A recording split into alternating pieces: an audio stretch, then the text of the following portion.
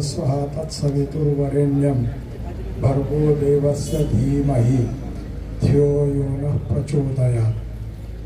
आज कवठे गावामध्ये साई कृपा पतसंस्था याचं उद्घाटन करीत असताना सर्व जमलेले मान्यवर विशेषत्वे करून ज्यांचं ऋषितुल्य जीवन संपूर्ण बघा विचारलं बापूसाहेबांना तर जवळजवळ 85 वर्षापर्यंत वय व्हावं, तरीसुद्धा छोटा मोठा कार्यक्रम जरी असला तरीसुद्धा सर्वांना प्रेम द्यावं या माध्यमातून ते हजर राहतात.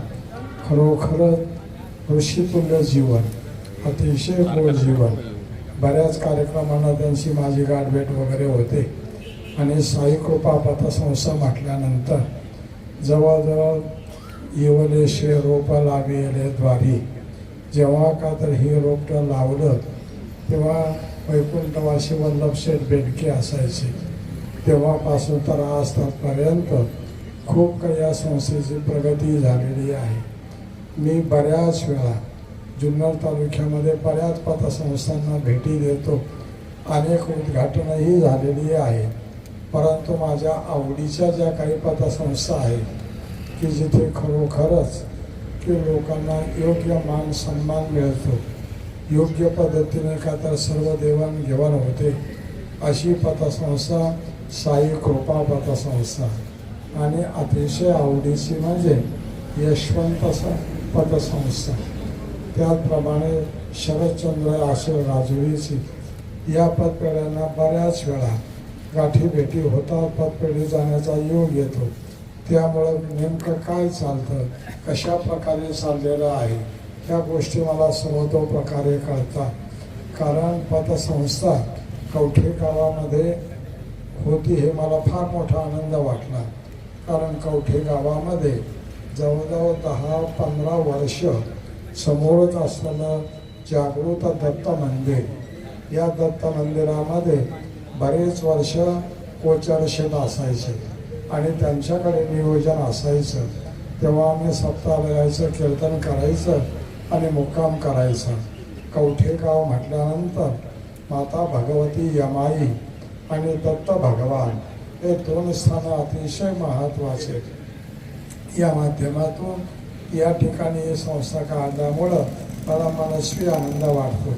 आणि संस्थेचे जेवढे संचालक आहेत इतके का तर अतिशय अभ्यासू आहेत. त्याचप्रमाणे कधी कोणाचा विचार न करता जो योग्य असेल त्याच प्रकारे ते काय करत असतात. म्हणून आम्हाला सुद्धा या कवठे गावामध्ये ही मोठी चांगली पर्वणी मिळालेली आहे. फक्त या संस्थेच्या बाबतीमध्ये तुम्ही जेवढे आपण परिसरातले लोक आहोत, मग कवठे गाव असेल, इचकेवाडी असेल, इचकेवाडीला सुद्धा बऱ्याच वेळा येणं घडावं. तेव्हा या संस्थेबद्दल एकता, एकात्मता आणि आत्मीयता असावी. आत्मीयता जर असेल तर निश्चित सर्वांचं कल्याण होईल. एकता असावी, कधी कुणी कुणाच्याबद्दल काही बोलत जाऊ नये, गोड अशा प्रकारे जीवन जगावं. मायबाप हा पश्चिम महाराष्ट्र खूप चांगला आहे. माझा जन्म विदर्भातला, त्या ठिकाणी जर पाहिलं तर अजून पतपेढ्यांचं जाळं नाही. जवळजवळ लोणार म्हणून तालुक्याचं ठिकाण, परंतु एकच बँक आहे. शेतकऱ्यांना कर्ज मिळत नाही, खूप काता चक्रा माराव्या लागतात, कुठं पतपेढ्या वगैरे नाही.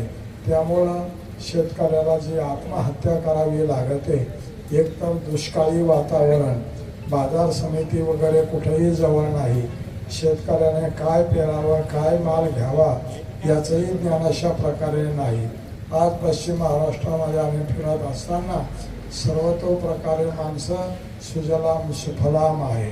कवठे गावामध्ये मग डाळिंबाचं पीक असेल, आणखी निघोत परिसरामध्ये गेल्यानंतर द्राक्ष असेल, आदी सर्व एका काळामध्ये अतिशय थोडासा दुर्मिळ असणारा भाग.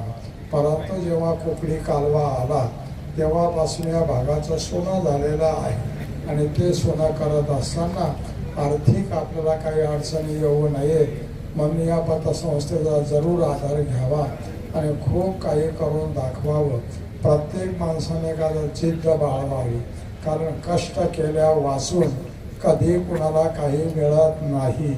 कारण भगवंताचं एक ऋग्वेदामध्ये वाक्य आहे, या जगामध्ये कोट्यावधी लोक जरी असेल तरी मला आवडणारा माणूस कोण, तर नरुते शांतस्य सख्याय देवाः.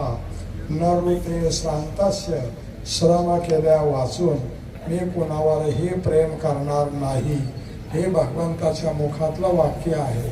कुणाला बौद्धिक श्रम असेल, कुणाला शारीरिक श्रम असेल, ज्या ज्या क्षेत्रामध्ये आपण असाल प्रामाणिकपणाने एखादा श्रम केल्यानंतर त्याला यश निश्चित प्राप्त होतं.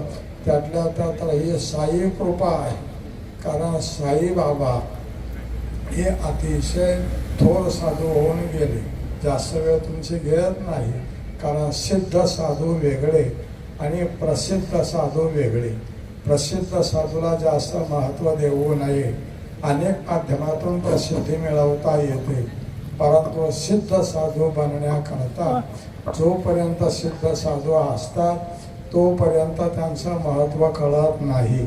ते गेल्यानंतर कीर्तीचा सुगंध पसरत असतो. म्हणून महाराष्ट्रामध्ये जेवढे सिद्ध साधू आहेत त्यांचं जीवन जर पाहिलं तर सुरुवातीला कोणालाही माहीत झालं नाही. उदाहरणार्थ शिर्डीचे साईबाबा हे सिद्ध साधू आहेत. शेगावचे संत गजानन बाबा हे सिद्ध साधू आहेत. अक्कलकोटचे असणारे स्वामी समर्थ हे सिद्ध साधू आहेत. आजही सुद्धा अनेकांना प्रचिती अनुभव येतो. म्हणून साई कृपा या पतसंस्थेला साईबाबांची कृपा आहे. विशेषत्वे करून पतसंस्थेची मुख्य शाखा उघडली की पहिल्याने साईबाबांची आरती केल्या जाते. हे या संस्थेचं वैशिष्ट्य पाहायला मिळालं की पहिल्याने आरती करायची बाबांची, नंतर प्रसाद द्यायचा आणि नंतर कामकाजाला सुरुवात करायची. तेव्हा तुम्ही आम्ही सर्वजण या पतसंस्थेवर नितांत विश्वास ठेवू आणि शुक्लेंदुवर ही पतसंस्था वृद्धिंगत होत राहू अशी साईबाबा चरणी, दत्तप्रभू चरणी, माता मातेच्या चरणी प्रार्थना करतो आणि शब्दांना विराम घेतो. रामकृष्ण.